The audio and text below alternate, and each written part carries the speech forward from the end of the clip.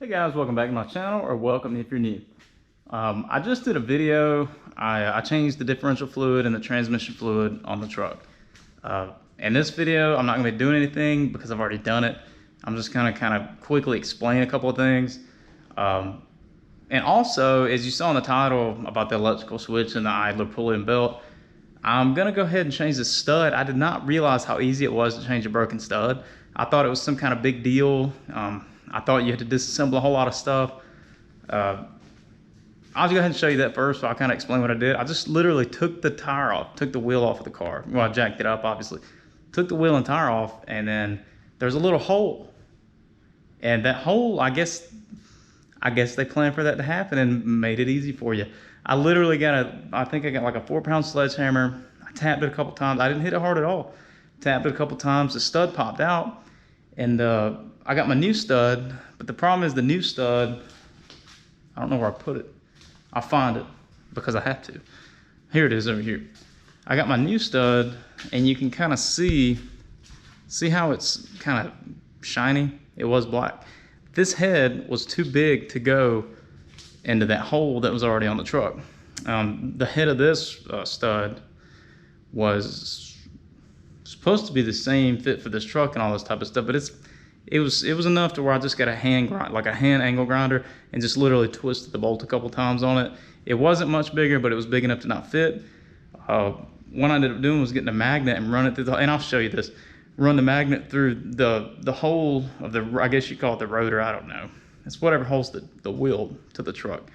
But I ran the magnet through the rotor, and I'm catching the front of this, and I'm gonna push it through that hole and pull it through with the magnet.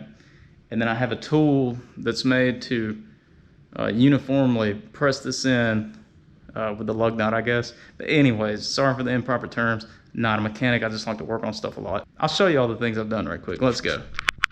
This is the stud. I've already pulled it through. I just haven't installed it yet. Sorry, I'm knocking my camera around. Here's the wheel stud installer. I don't even know if you really need this, but it seems like see how it's flat? It seems like it'd be better to use this. It's got a bearing and all that type of stuff on it, so for your lug nut to spin and all. Once that grabs the back. But anyways, this is what it was a few seconds ago. It was snapped off. I don't know how long it's been like that. If you guys have been keeping up with these videos, I just got this truck not long ago. I've done quite a bit of work to it. But anyways, let me show you this hole. I hope you guys can see it. There's oh goodness, you can't see it. Yes, maybe. Can you see where my finger is right there? Yes, see that hole right there? That is just big enough for the old stud. Man, I really wish you guys could see this. There you go. So you see that hole right there? That hole is big enough for you to knock the stud. You got to line the stud up with that hole, and it's just big enough for you to hit it with a hammer. You don't have to hit it hard. Like I said, I just use this small sledgehammer there, and I just hit it a couple times, and it shot it right out the back of the hole. I was like, wow, I thought I was gonna have to take off all the brakes, and because I watched quite a few YouTube videos. Maybe I just got lucky with this truck, but I watched quite a few YouTube videos, and they were taking the brakes off and all this type of stuff. But yeah, I just tapped it a couple times, knocked the stud out, and then I'll show you this magnet. This magnet right here is pretty cool because it does that, right? So I was able to stick the magnet through this hole. I'm not gonna do it again. Stick it through the hole. There was not a stud there, obviously. Push it through the old hole push it through the hole that I showed you, and I was able to guide the front of this in there and pull it back through the hole, pull it through this hole, up through there, and hopefully I'm not saying the word hole or anything way too many times, but you guys kind of get the picture at this point. I used the magnet, pushed it through the back, grabbed the stud, pulled it through, and that's all I've done at this point. I've never done it before, and I was very, very surprised at how easy this was. So if you ever get a broken wheel stud, don't freak out. It's not hard, or was it for me anyways? Hopefully all cars are like this now. This truck's 1997. Hopefully everybody else followed along with how easy it was to replace the stud. The next step is to pretty much just, if you don't have one of these, you can probably just make a bushing of some sort. I don't even know if you need this really, but if there's a tool, I mean, obviously for some reason, but you put this on your stud and you get your lug nut and you tighten this with your lug nut against the wheel, and it pulls your stud in, and these little serrations or knurled edges, whatever you want to call it, pull in and lock themselves into this. So hopefully my terms are not awful. Hope you guys understood what I did there. Not too bad at all. I'm gonna go ahead and finish this up and show you the finished product. Literally took 30 seconds or something. Just put this over that, get your lug nut. The tool said that the tapered edge should go in or face outward, so that's what I did. And then you just get your impact wrench or ratchet or whatever and tighten it till it stops, and that means that those studs are all the way in. And now I'm ready to put the wheel back on right quick. That's crazy how fast and easy that was. Like I said, I was literally freaking out. I thought this was a big deal to take all that stuff off, and I was holding it off and holding it off. And this was probably the quickest fix that I had on this entire truck. While I had this thing jacked up, I went ahead and changed the shocks too. I didn't record that because literally all you do is take that nut off. There's two nuts on the bottom down here. Can you see those nuts right there? You literally just take those two off, take that one off, shock slides out, the new shock slides in. All I did was get the bottle jack to remove the tension off of this spring, you know, to take some, or put tension on the spring to collapse it a little so that I could get the shock up in there. But that's all I did. Like I said, this video is going to be more about me telling you what I'm doing instead of me actually showing me doing stuff, because it's just little stuff like this, or the idler pulley was not, but that was difficult to record. You couldn't have seen it. I'll put it this way too. Well, I'm gonna just keep. I'm gonna go ahead and go change the other side, and then I'll get to the other things, explaining them and everything. I'll get this wheel back on torqued. I've already torqued that. I'll move to the other side, get that other shock replaced, and then I'll start talking about everything else that I was mentioning. So you can't see that, but I got that shock on too. I made a video of me doing the rear shocks. I just did not replace the front shocks until I had a chance where I got to the front of the vehicle, but where I was replacing the stud, like I said, I wasn't even planning on changing those today, but it only took maybe 30 minutes or something. You just zip 3 nuts off, push the shock up in there and tighten them back down. Nothing to it really. Now to get to a couple things that I mentioned in the past. I'm trying to remember everything that I did. I know for sure there's an idler pulley and a belt tensioner right there. You cannot even see it in the broad daylight. Can you see my fingers wiggling? That little silver piece below that. You can't even see it in broad daylight. There's YouTube videos of companies changing that out, and they actually had to remove all of this stuff just so that they could make a video so that you could see what was going on. I am not doing all that. I mean, it was like a 45-minute job, and I didn't care anything about taking all this stuff off just to get content, because I don't figure that many people's interested in it, and other people have already done it. The issue when I was cranking this thing up, it would just squeak continuously. I was going to try to replicate it with my voice, but that would just sound completely stupid. But it was either the belt, because if you wet the belt, the sound would stop for 30 seconds or something. And normally when you wet the belt, it's not any of the bearings or anything like that. So it could have been the belt. But since I took the belt off anyway, the idler pulley tensioner was only like, I think it was $12 or something. The belt was like $10. So I was like, if I'm going to spend $10 on a belt, I might as well spend an extra 10 or 12 bucks and just replace that while I'm there. I really wish you could see it. It's right there. Little silver thing. It's got 3 bolts in it. You literally just take those 3 out. And you can really get to 2 of them from the left side of the vehicle if you turn the tires outward, and you can get to that one on the top from up here. But anyways, I removed that, and then I just replaced the belt.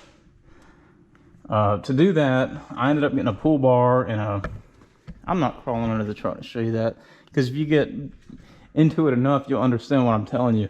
I ended up getting a pull bar and a ratchet strap because I was by myself, because you really need someone up top and someone down bottom to help you like feed the belt over the pulleys and things like that. There's a diagram of how you run it with air conditioner and without air conditioner. This truck has air conditioner, but is this loose?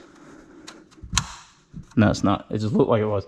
But anyways, so yeah, the ratchet strap was like another person to me. I crawled up under the vehicle, put the pull bar on the tensioner and relieved tension, and I held it there. I got a ratchet strap, hooked it to something over here on this side of the truck, like the wheel or something, just to hold that thing in place so that there was no tension, and I could crawl up top and route everything, and then crawl over here and route everything where it needed to be.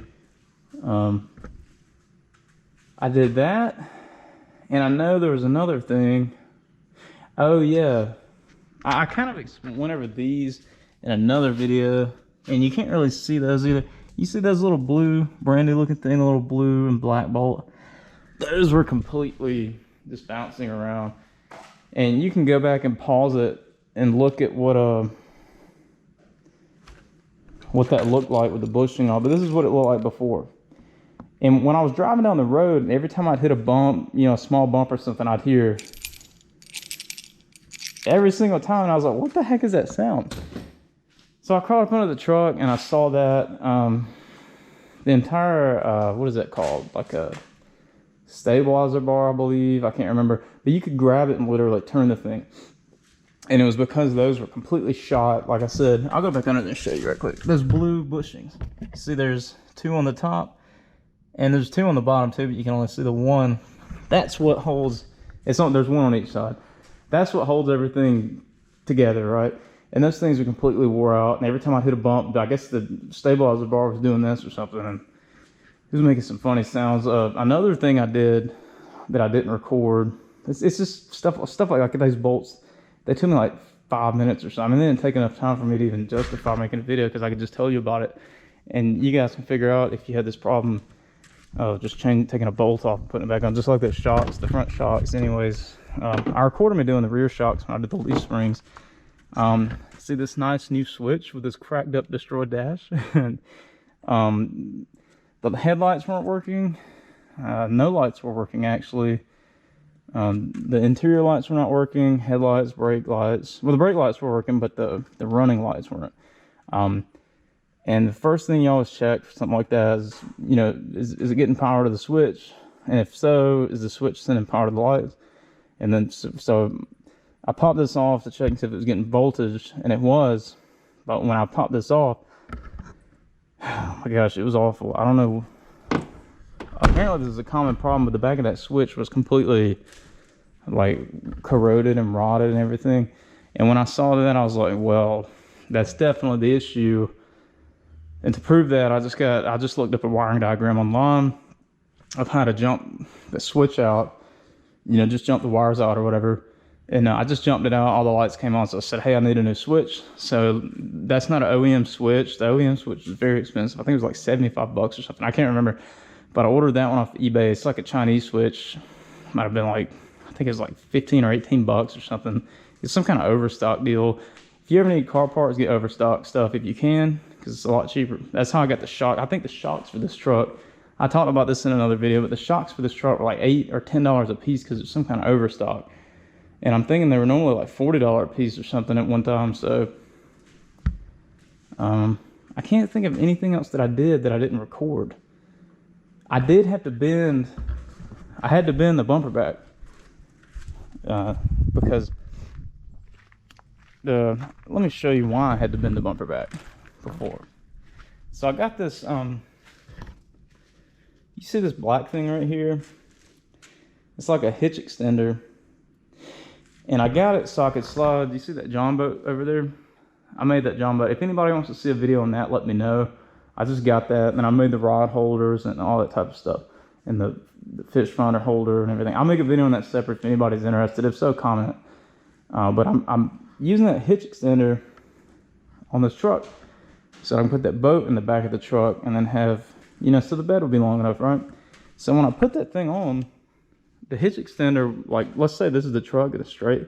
Well, the hitch extender was like that. And I said, what the heck is going on? So it ended up being the bumper was bent. It looked like somebody towed something heavier than they should have.